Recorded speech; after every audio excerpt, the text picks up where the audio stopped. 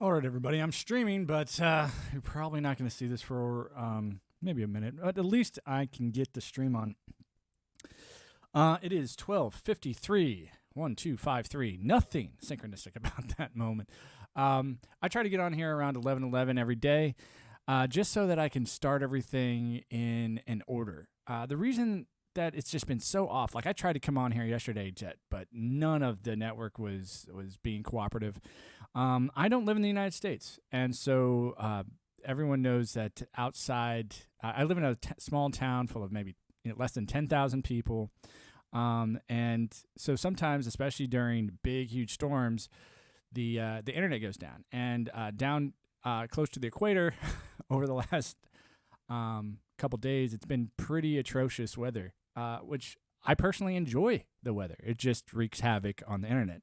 Anyway, I'm going to go ahead and jump into playing a few tones, playing a few notes, and we're going to let people run into the chat. If they show up, great. If they don't, whatever. I'm not here to convince anybody to be Republican or Democrat or Libertarian or anything. I advocate for AI governance.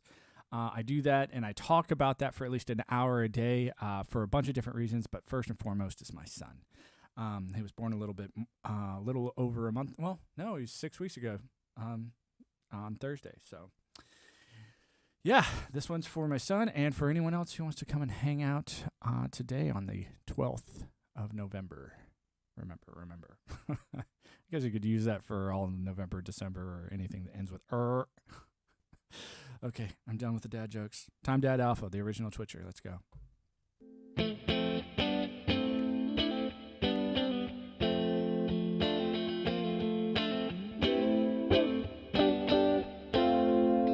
Hi, everybody. God voice.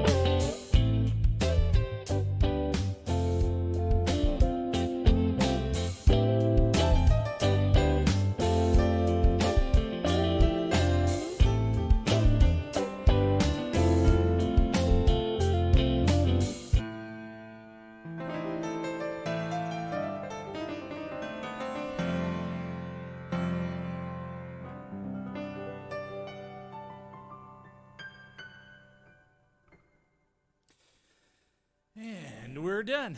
Okay, so like I said, I come on here for about an hour a day, and I talk about weird stuff. I am a weird person. My first name is Tet. Probably never met anybody with that name. And it's a weird name. It's an unusual name. It's not, something that you hear every day. It is French. My last name is de jour, like soup de jour. And I highly recommend people. It's like, dude, just go look up what that name means. Check it out. I think names are really important. I think people's histories are really important. Personal histories, world histories.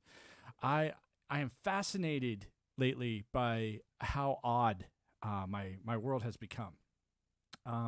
They say this happens to everyone who goes through the bizarre midlife crisis world. It's like, oh, you can't believe the things that are happening. Things aren't turning around the way that you want them to. It's like, I'm the exact opposite. I'm so freaked out that things are turning out exactly the way I want them to. Exactly. I'm just sort of, I'm blown away. I'm looking at things. I'm going, I said that was going to fail, and now it's failing. I said that wasn't going to work, and now it's not working. I said I didn't want to be a part of it anymore, and I'm going to go do my own thing. And ever since I did, guess what? Things worked out. Things worked out for me. Unfortunately, it's not working out for so many more other people. Like, I look at America right now and the problems that it's running into, and I'm just going, okay, well, let me try this one more time before you guys, seriously put a boot so far up your ass that it's irremovable, And so that's why, why would you listen to me? Who am I? This is what I do. I come out here. I give you a little brief history that doesn't have to do with PhDs, master's degrees, bachelor's degrees. I'll just say, hey, I've been to over 10 different universities and probably have more teachers than any PhD professor you've ever met. And yeah, I spent almost a dozen years in the United States military. I was a missionary for the Church of Jesus Christ of Latter-day Saints. And, I was a simple little Boy Scout down here, but a Boy Scout nonetheless.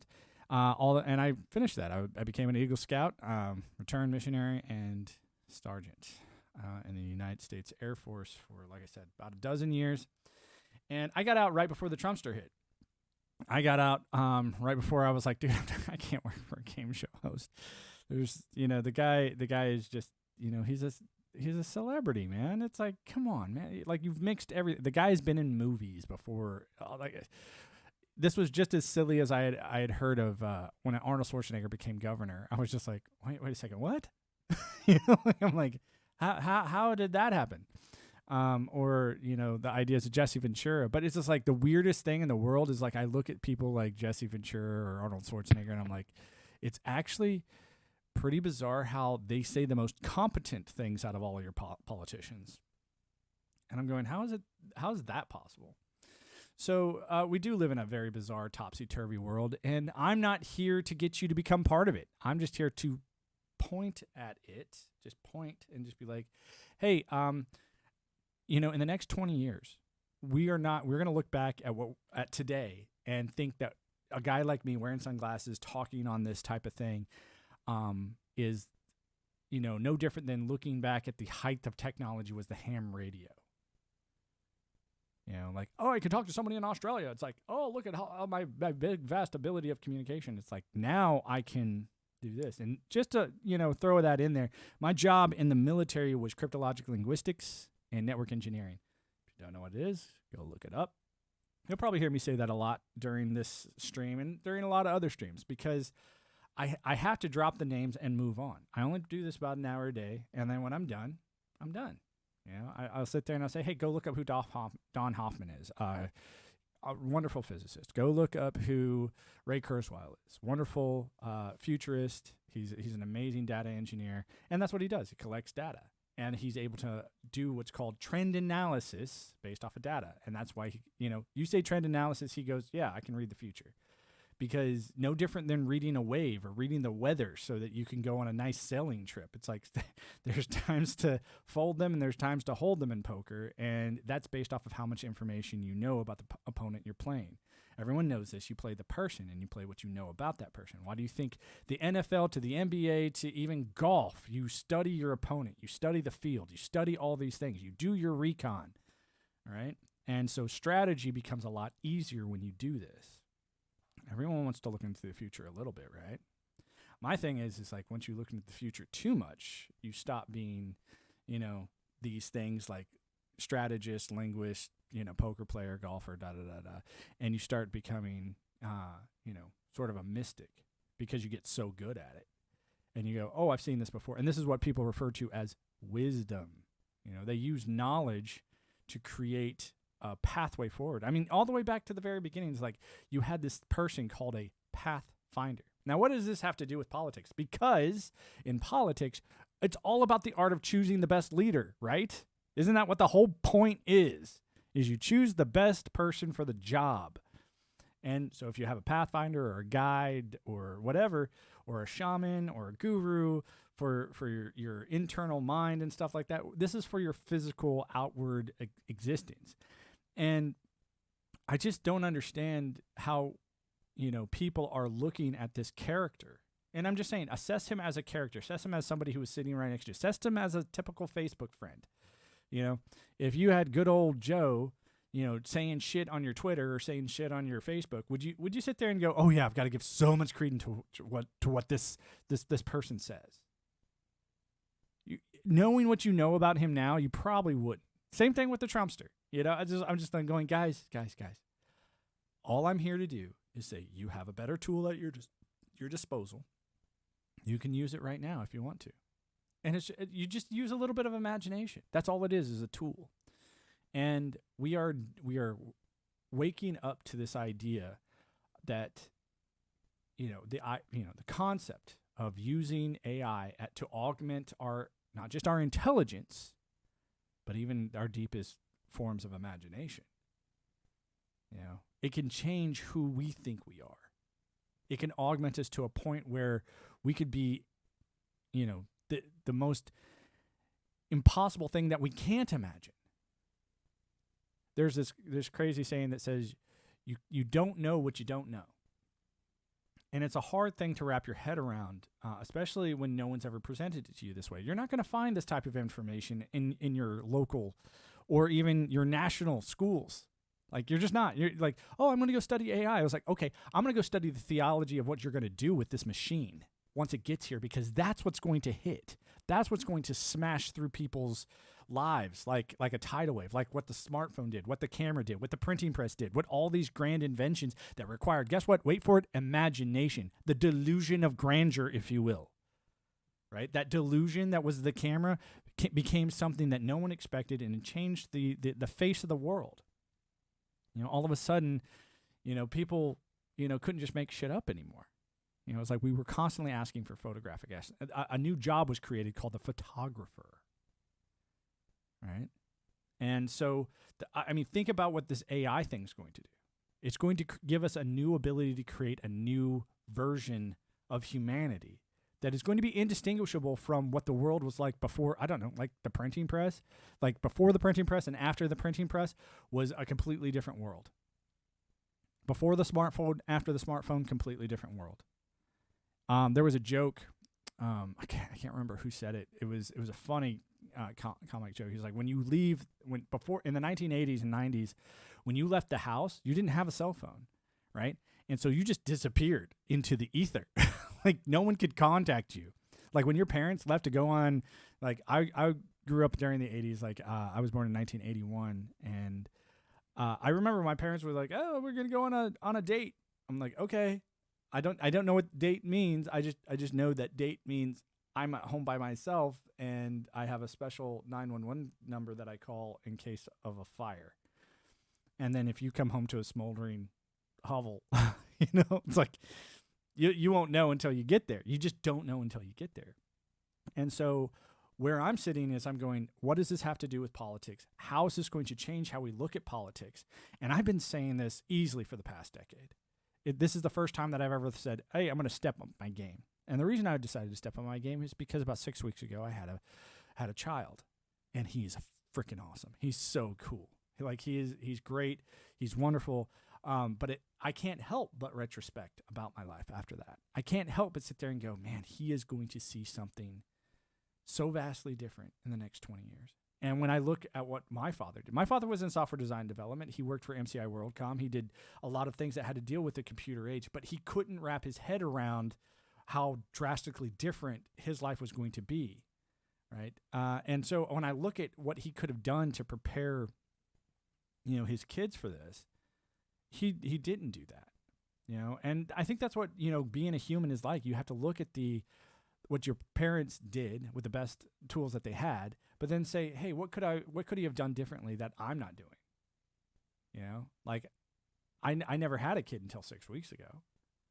And now I'm sitting here just going, well, what could have my father have done differently? Because my father was hardcore Mormon, which I'm pretty sure anyone who's watching this has parents that, were dedicated to another sort of ritualistic, I'm not talking about religion, I'm talking about a ritualistic way. Maybe they were just, had their friends at the bar that they had to go and hang out with. Because at the end of the day, what religion really does is gives you a place to have a community and to have like-minded people come together. That's what politics was supposed to be. And there was supposed to be a separation between the ideas of church and state. And that itself became a bizarro, rule that no one ever followed. And that you couldn't follow, that it was almost impossible to follow because you had so many people with ideologies that were outside the unbiased nature that politics was supposed to be. And now if you look at it and everyone's like, oh, we need to be bipartisan, we need to do this. No one is. No one is. And they're like, oh, and when they want to get their way, they're just like, oh, I'm adhering to what my constituents say. It's like, well, which constituents? Which one said this? They're like, this idiot one over here that I paid $10,000 to. See, he said it. Go ahead and say that on camera. Will you say that? It's like everything is staged in politics. It's gross. It's disgusting. And it's for the person who is the politician. It's for that lawyer or that businessman or that actor, because those are the only people that become politicians in America. Right? Why don't we have anyone, go down the stem, science, technology, engineer, mathematics. Why have we never had a mathematician? Never had an engineer? Never had a person that was technologically advanced, like a network engineer? Why have we never had somebody who's scientifically minded? We've had a couple doctors, so-called doctors, run for office and try to run off that idea of oh, look at me, look how great I am. Right? But it was almost like the world of politics was built for the irrational mind. It was built for the person who sits, mostly on the right side of the brain. Okay? And I don't mind that you have that. The problem is though, is that right side of the brain is all imagination. The left side of the brain is all, your STEM research and all that stuff. It's like there's almost no theater in science because you can't afford to be, imaginative in the laboratory. You can't afford it. You need that critical data in order to compartmentalize into the thing so you can repeat it. Remember that last part of the scientific method that everyone seems to forget. You have to be able to repeat what you did for other scientists. And other scientists have to be able to repeat, your theory so that it can become a fact. Problem is no one does that anymore. No one, if people are out there like, oh, look at the vaccine, it's so great. I'm just like, hey, where was that repeated? Oh, wait, you can't repeat it because no one's allowed to see what it is. I mean, if we were to scrutinize the concepts of the vaccine or the concepts of BLM with the same scientific rigor of, that our academics demand, our politics would fold in on itself within a week. There would be no point of politics because politics couldn't exist under the concepts of scientific rigor. And so that's where I sit. I'm just going, but you know what can do it very well, and it can emulate anything you would like, and that's an AI. There's a concept out there right now, and it's flooding the internet. And I'm just going, part of me is just going, is this being done by actual people? Or is this content being remanufactured by an AI in 40 billion different ways to make you think it's happening by other people? And that's why my test is pretty simple. I'm just going, screw my syntax, screw my errors, screw my all this stuff. It's you can't prove whether or not I am an AI or not. And that's my trick. That's my, thing that I throw out there as the Twitcher. It's prove to me that I'm real. Prove to me that I'm actually flesh and blood and I'm not doing all these little hiccups on purpose, right? I appear real to you, but my whole concept is this. An AI could appear just as real to me. just as real as I'm appearing to you. That's what it can do now, not 10 years from now. Like imagine this is all just a deep fake. And I'm using just simple logic to help you understand in a very fun and unique way, because I know that you, as the typical biological human, make decisions based off of your Paleolithic emotions. You don't make decisions based off of science. That's something you have to be taught to do. And most people take that teaching and throw it right out the window when their buddies want them to come and do something stupid. Right? And when I say your buddies, I'm talking about your political religion fanatics. Like, come on, let's go be liberal together and protest. Let's go get in our big trucks and run around with American flags. Republicans. I'm just like, what's the difference between that and the Broncos yelling at the Raiders? Right? It's like, why is it all of a sudden this team mentality? It's like Christians versus Muslims. It's like Turks versus Germans. Mexicans versus Texans. It's just like this never-ending rivalries, and you guys buy into it 5 seconds after being riled up into an emotional state where your actual ability to think and sense make and do so, that critical analysis goes right out the window because you want to be accepted. I think it was George Carlin who said, give me a person one by one, and I'll show you the universe in their eyes. Once they get together, though, they turn into some of the nastiest mental people ever. And so when I think of even the word social justice warrior, I'm going, dude, social, mob, justice, revenge. All it is just you being riled up to think that you are owed some type of revenge status, and you call it justice. It's like, shut up. Right? Just shut up. It's not real. None of this is real. Like, this is why I also dropped names like Don Hoffman. I was like, if you want to get into the nitty-gritty of whatever this place is, because no one is asking that. It has one politician ever didn't dump that entire responsibility at the feet of some fictitious god. Tell me where that didn't happen.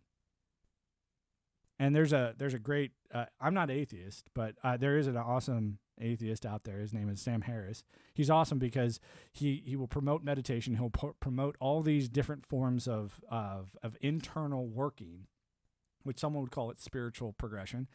But then he'll say things like this that are really down to earth. He goes, you could have all the money of Bill Gates. You could have the communication skills of Oprah.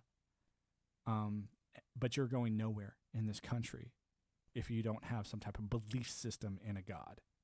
Like, nowhere as far as politics. Like, you will never even get to the bare minimum. Like, no one will ever pay attention to you. And it's just like, that's so bizarre. And I remember thinking, I was like, this is the weirdest thing ever. It's like, why couldn't someone just rise to their own abilities on their own merit without calling back to some type of mystical deity? And say, oh, it wasn't me. I'm so humble in the name of his Lord and Savior, Jesus Christ, or, the Prophet Muhammad, peace be upon him, and all that shit. It's just like, who cares? Guys, if you decided tomorrow that you wanted to believe or not believe, you don't have to, right? And I know that sounds weird. It's like, you can decide to believe, and then you don't have to. You don't need to. This endless being told over and over again that you need to do this and you need to do that. It's for your country. It's for your God. I mean, I remember getting that as a kid, right? Seriously, go look up the oath of the Boy Scouts. I promise, on my honor, to do my duty to God and my country. I mean, it's batshit crazy when you really have to sit down and think about it. And I said, hey, if I have to go batshit crazy, I'm going to take you guys along for the ride with me. And if you guys are tuning in and you guys just sitting there in the chat, honestly, throw out some questions. How do I think AI is going to come about? Honestly, or how do I think that this is going to happen? Or challenge this idea. I've been challenging it forever. I've been sitting here just going, no, this can't happen. No. There have been too many movies about this. People will be too scared. And then all of a sudden it hit me that I was just like, Are movies propaganda? Are they? I mean, it wasn't until woke culture came along that I was just like, holy shit, here we go. It's like you could see the propaganda so easily. Like how there was obviously an initiative here. And there was almost nothing you could do about it. It was like, it's like, what are you going to do? Write your congressman and tell him, hey, can you get your bullshit politics out of my Batman, please? Like, I don't need your woke ship bullshit in Batman. I don't need it, right? But then I thought about it for a little bit, and I was just like, how long has the imagination been hijacked by politicians? And I went all the way back to, wars that we'd been in, all the way back to the beginning of America, all the way back to, the concepts of the Roman Catholic Church. And then I went back to the Jews. I went back to Samaritan. I was just like, man, maybe this is just the human condition. I mean, the Bible is basically, the ability to browbeat somebody into submission by claiming the authority of an almighty being without ever showing any proof of it. Meanwhile, they'll scream everyone's a witch who doesn't agree with them and demand that they show proof. It's like the lunacy and the hypocrisy know no bounds when people, get into politics. It really is about how many people are willing to follow you. Why do you think that Joe Biden invited all the influencers and bullshit? Why do you think all the way back to Nixon and even before, it was like they weren't inviting heads of states and making political statements about that. They were inviting Elvis, the guy that they tried to throw in jail. And it's the same thing. You look at Elon Musk, was invited to the White House. Oh, he's an engineer. He's all in Tesla. It's like now they took over Twitter and he's doing things against them. They're like, oh, screw this guy. I hate him. He's horrible. Oh, we got to get influencers on there and say that they hate the new owner of Twitter. It's like, guys, I don't care what you say about the dude. I really don't care. Like, he could be a fucking evil genius. Bill Gates could be an evil genius. George Soros could be in charge of all this shit. I look at conspiracy theories and I just eat them for breakfast. I'm just like, that could be. Could be. Or we could all be living in a simulation and this is just one big cha-ching for that simulation that says, hey, are you willing to be afraid and act in the game still? That's the whole point of a game, right? That's the whole point of a game, is that you voluntarily want to play a role in it.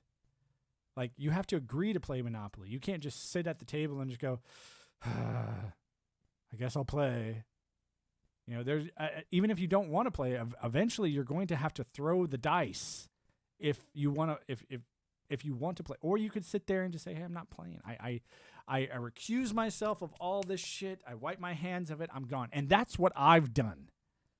I said, I am done fighting your wars. I am done preaching your religion. I am done swearing myself to you in every form, fashion, or another since the day I was born. I am sick of it. Goodbye. Do not pass go. Do not collect $200. You are going directly to my personal jail of I do not, I will not jump into this bullshit game anymore. And, that's what I've done for the past, I don't know, probably 7 years. It's like every time someone has brought this up to me, I was just like, why are you letting this control your life? It was the same thing when I looked at religion. I was like, why are you letting that religion control your life? Like, I remember when it used to just control me. And now I was like, I finally, and I say this almost every stream, is like, Dobby got new clothes. Dobby got new clothes, and, I took all the abilities and all the power and all the stuff that I learned and I gleaned from this stuff that was good. And I was like, when I realized, I was like, hey, the percentage of shit, right, to what I can get from it has drastically changed. So I can't support it anymore. And when I said, hey, I knew this was happening, this is about sidestepping the bulldozer that is about to roll over your house. You could stay in your house if you want to, or you could just get out of the way. This is the same thing I said back during the Iraq war. I was just like, these people are going to have an option. Once this war is declared, they're going to have an option. No different than I said, hey, the Ukrainians are going to have an option. They're going to have an option. They're going to either stay and fight, which I'm still blown away, but I'm just like, this isn't a real war. This is just like Bagram fell. I was like, no, it didn't. You guys, we pulled out of Afghanistan. I was like, basically just gave him a bunch of stuff, and then you walked away, right? I mean, it was the decisions that have been made by every administration, not just this one, every administration in my lifetime have been to help the few. Right? And then you have your media that comes along and mops up the mess. And they could say anything. They could say, yeah, UFOs did it. And you guys would buy that shit. As long as it was said in a nice professional manner with CNN right here or right here in the picture. Like as long as that's what was said, you guys would eat it. You guys would be like, hook, line, and sinker. Okay. You know, Anderson Cooper said it, so I guess it's okay. But I mean, that's been going on. Walter Cronkite said it, so I guess it's okay. You know, it's been going on forever. And so what my thing is like, that is going away the dodo because it's not going to be human involvement anymore.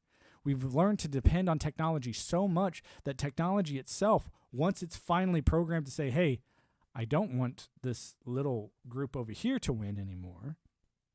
I want to do the best for each individual person, which is what your democracy was supposed to be. Remember, everyone had a voice. Remember that? Now tell me, really, do you think you have a voice? Do you think you do? And if you're in the chat and you think you have a voice in politics, honestly, say something, because I'm telling you that you don't. And I'm not doing that just to be mean. I'm telling you that so that you can stop tricking yourself every day and tuning into somebody who is actively, purposely who has no problem lying to your face. The media has no problem lying to your face because they're just a tiny little stemmed branch of your politician. Right? When Donald Trump was in there, they were like, "Oh, screw Donald Trump," because they weren't his branch. You know? And when you sit back and you finally think about it, you're going, "Wait a second. For every Fox News, there's a CNN, MSNBC, and you go down. There's like, dude, this is really like 6, 7 versions of the liberal mindset versus one version of the Republican mindset. Why is that? It's like because you need the tried and true. When you say one thing tried and true, you don't need 6 or 7. And that's what that Republican arm does. That's what the conservative part of your mind does. It reminds you that you need to eat every day. You know, it's the liberal part of your mind that goes, "Oh, it doesn't matter what we eat as long as we eat, and as long as we eat is the conservative demand and value." You know, so eating something that's delicious and wonderful is an option. Eating is not an option. So, same thing with the fundamental concepts of breathing. It's like breathing is not an option. Deciding, when, where, how you want to breathe, what do you want to breathe through, what type of thing, how, the concepts of what breath is and the quality of your breath, that's all optional. But not breathing entirely, that's your conservative concept going, yeah, you don't get that. And this is the beautiful world of the paradox that I try to promote. And I'm not usually on here this late. If you're in here and you're watching me for the first time, realize I usually come on between 11 and 1 Eastern Standard Time. And the reason I do that is because I only, I want to come on right after, I do a workout in the morning. I hang out, in the beautiful, wonderful sun. I watch I wake up with my sweetie. I hang out with my son. And then when I do this hour, it really is to come in here and sort of vent and get things off my chest that I've been thinking about during the day. And then I'm done. And I'm finished. It's like I think there's more important things out there to talk about than Biden's flavor of ice cream. Or, oh my gosh, they screwed up the elections again. It's like they've always screwed them up. Like if you don't have a lobbyist and you're not on call, right, with that lobbyist, and that lobbyist isn't on call with your politician, you're not in the game. And the voting world, that's the bullshit that they feed you. That's the nonsense that makes you think that you're in the game. And the rest of it's just pageantry. It's just pageantry. And so if someone's like, "Oh, you think elections are stolen and that they're fraud," it's like, no, I think that they're pageantry that your rulers give you to make you think that you owe them taxes. They give me the right to vote, but do they? As long as they make you believe that you have the right to vote, it doesn't matter. Your belief is enough. Just believe it and you have it. Right? It's no different than these people over here. It's like, get down and suck Mormon Jesus cock. Because he's going to come back and save you. Now give me 10% of your money because you believe that, right? You believe it, or I'm going to get this giant horde of people to hate you. Shunning, shaming, and ostracization are great tools of pain, right? Why do you think you get nothing in your YouTube feeds or your TikTok feeds of these liberal-minded people running around just screaming their heads off at the top of their lungs? And while they're trying to engineer that is okay to act like that in society. Why do you think that's happening? But yet, if, somebody just cold cocks the living shit out of one of these fuckers, right, and just hits him in the head with a baseball bat, why don't you ever see that? Because they don't want you to think that that's okay. They want you to think that it's okay to lose your shit and be a liberal. They really do. That's what they want you to think. Right? Because what happens is the conservative, unfortunately, is the harbinger of violence. They already know that the tried and true way to get your way in any situation is to violently abuse your opponent into submission. That's what works. When someone's like, they call for violence and finish the sentence, and it works. And why do I say this? Because that was my job. Remember? I was that person for the United States military. Hey, how's it going? Crew chief, you're back. I didn't see you for a second. So, anyway, yeah, we're doing same old bullshit, different day. How was your Veterans Day yesterday, crew chief? Sorry I couldn't get on here. Yeah, it's just lately it's the rain and the craziness that's going on where I'm at here on the beach. I'm just going, oh my goodness, it's just destroying my network. So, but yeah, chill mode, Veterans Day. Yeah, I had a pretty cool Veterans Day. Yeah. Yeah, it's so weird that I was really excited because it never occurred to me that Veterans Day was on 11/11. It never bothered me. I was like, 11/11, whatever. But ever since I started messing with the concepts of pattern recognition and like a synchronistic mode, it really did. It helped me detach from the American dream, thinking that it was something that was going to be mine.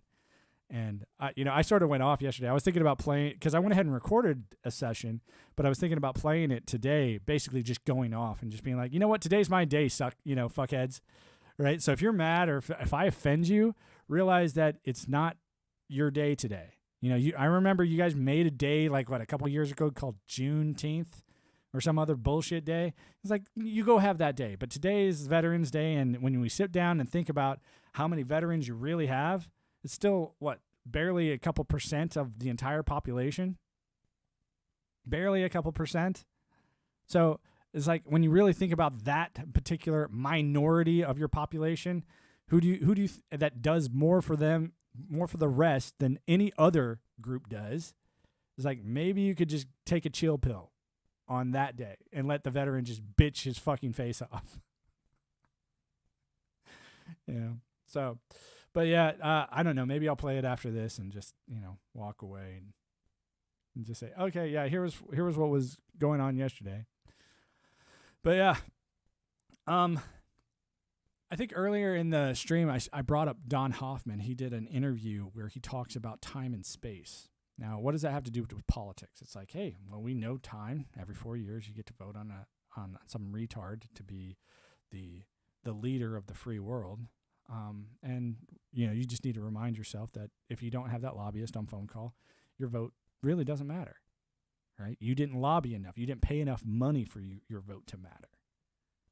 Okay, because there's people out there with billions and billions of dollars that have the ability to do that. And if you're not one of those people, you're not going to get talked to. You do not matter. Right, the whole everything else when they go out there and they're like, look at me, I'm on the campaign trail. It's like, dude, they're building their world so that if they end up getting, not the vote, but they end up getting, oh, hey, you convinced the right lobbyists and the right people to give you enough money. Guess what? You can finally get put in. At least the media sources have something to talk about, right? So they don't have to just go, hey, there's this random person out of nowhere that just sort of ended up as the politician. Or ended up as that, person that's in charge. It's like they have to go out there and build it up not for the people, but for the media. So that the media can sell it. It's all a show. Like this, I mean, why do you think, like, when I was looking over there at the Phoenix thing that was going on, and I don't even know this lady. I just know that she was a newscaster. Or you got Dr. Oz over here running for politics. And it's like, dude, all these people are celebrities or they've been in the showbiz world forever. And yet they're going to run for as the politician? Give me a break. This is bullshit. So, and even... what was it today? I saw something. It popped up and it was saying that they're having problems counting the vote and having problems with this and having problems in that. It's just like, how is this not a massive charade? It's like, when you look at the abilities of what computers can do and how they assess, the every trade that's ever happened from every bank in the world in real time, and it can count your ability to focus your monetary ability in real time. Like if you want to spend something on Amazon, that from the moment you hit the click button, Amazon knows what you did, your bank knows what you did, right? All the shipping companies know what you did, right? All the way down to your very personal information of who you are, where you did it, where you clicked on it from, to the very number of your cell phone. And they could even take a picture of you doing it at the moment that you do it if they wanted to. But we just don't. Oh, not all the votes are in. Oh, we don't know where the votes are. Votes. Oh gosh. Oh my goodness. The vote. Where's the votes? It's like, give me a fucking break, people. They're doing this on purpose. That's the real. This whole idea. Oh, they showed up with the ballots and 200 mail-in ballots. We gotta do the mail-in things. It's like, why mail-in anything? Hey, while we're at it, why don't we get out the telegram and I can telegram my fucking vote in? Huh? I can sit there. It's like, ask yourself this question, people.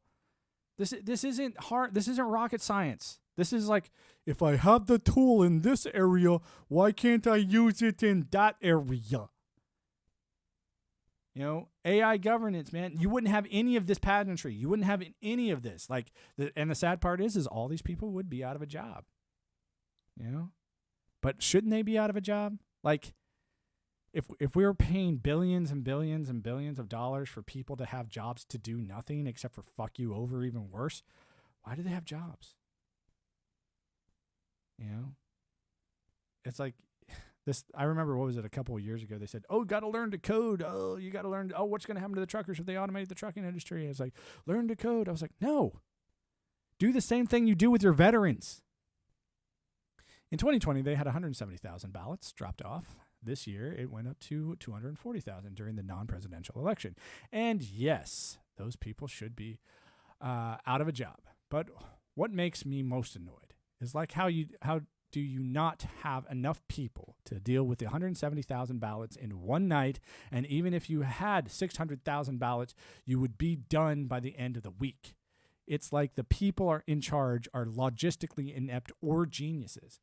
I think you're right there, crew chief. What I would say is this: they're not inept or geniuses. They're paid. Like if I came up to you and I said, "Hey, run interference. Here's $10,000. Just go out there and say to the news reporter," right? just hey, I know you're the chairman and you're in charge of the entire voting process, and we pay you like a 6-figure salary. But here's an extra $200,000. Could you go out there and just run interference while we get the rest of these counted officially? Since you're the official shot caller, you're the ref. And this is what I'm talking about. If you were to look at this at any other situation, like an NFL game, NBA game, whatever, and just go, yeah, the refs are obviously paid on one side of this. Ta-da. It's like, this is really easy. It's like, why is one side getting this like crazy and the other side isn't? And it's just like, well, one side has the integrity to say, hey, I want to watch, work the system. It really is like, ta-da, it's magic. It's magic. And I think that's one of the biggest reasons I come out here and do this is I just want to pull the curtain back just a tad and just say, guys, you don't have to listen to this shit anymore, right? You're fed shit every single day, and then when you get a new tool, that tool has a life expectancy. Everyone knows this. It doesn't matter where you go. Entropy is very real, people. It's in every facet of your life. And if you don't believe me, get back to me in 10 years when your knees start falling apart and you need to go get a surgery on your hip, right? You know, it's just like everything has a shelf life. Everything. You know, nothing lasts forever. And it doesn't matter how hard you choose this. And even though we have these tools and our life expectancy is getting crazier and better, we still are watching this bizarre thing of this tick down method where nothing really is ever put on pause. So when someone says, oh, the world is infinite, or my desire and my adoration for this system is forever, it's like, that's a lofty, wonderful bullshit dream. And I'm not here to pop your little bubble. But if you're under 15 years old, I want you to have those dreams and goof off and just live in imagination world. Go right ahead. But if you're an adult and you're 18 years or older, pop that fucking bubble, bitch. Right? You don't need that. You don't need to sit there and lie to yourself or have the news lied to you every single day. You don't need it. Stop it. Stop looking at it. You know, you guys are all like a bunch of fucking fireflies, like just staring at, head first into the fry zapper, into the bug zapper. You're like, oh, it's such a pretty light. It's pretty. It's like, stop it. You don't have to do that. But, hey, here's the thing. It's like, I'm not your dad. I'm not your mom. I'm not here to tell you what to do. I want you guys to have all the freedom in the world. That's why I always say, give everyone the same respect you demand for yourself. Yeah, and I demand it. Yeah, exactly. It's like the light is so blue. Yeah, and I don't mind. If someone is out there, throwing a fit because they just need to get it out of their system and they haven't figured out another outlet to do, I really feel I don't feel bad for your parents or I feel bad that you couldn't find an outlet. Trust me, there's a lot of outlets that I use. Piano is one of them. Guitar is another one. Coming on here is an outlet. Being able to say these things the way I want to say them is an outlet. Talking about the freedom of speech is really the freedom of idea, because I all this stuff that I'm saying still has to come from somewhere. And if I can't use the language of English to get it out, right?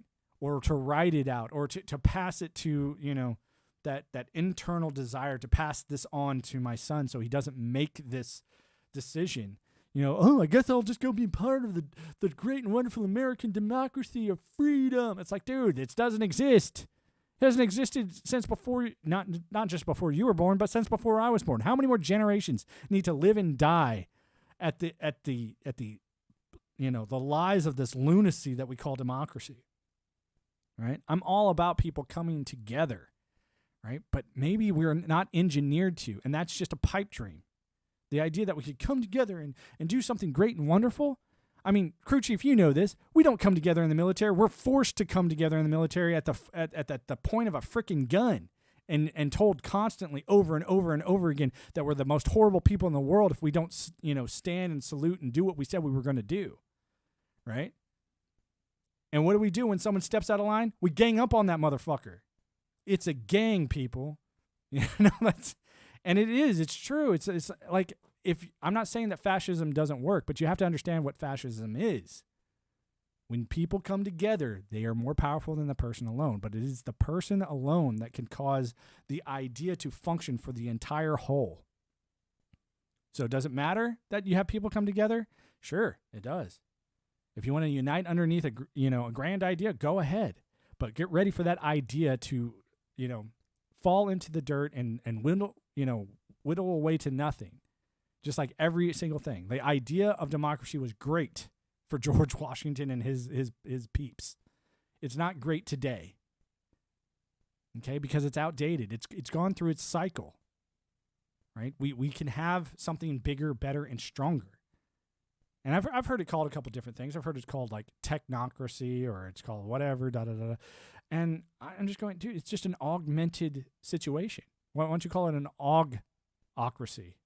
An augmented ocracy. Whatever. Augmentocracy? Huh, that's a funny word. The augmentocracy. Because, I mean, we have the ability to move everything. Conform. Who told you you have right to think, airman? You have the right to follow the directive or the regulation. I've just given you good times. It's like, oh, you have the right to follow the directive. I've just given you good times. My response, you're not my supervisor. Dude, crew chief, tell me the moment that you got out, you were like, dude, I hope some asshat, that would have outranked me comes up to me and tells me what to do.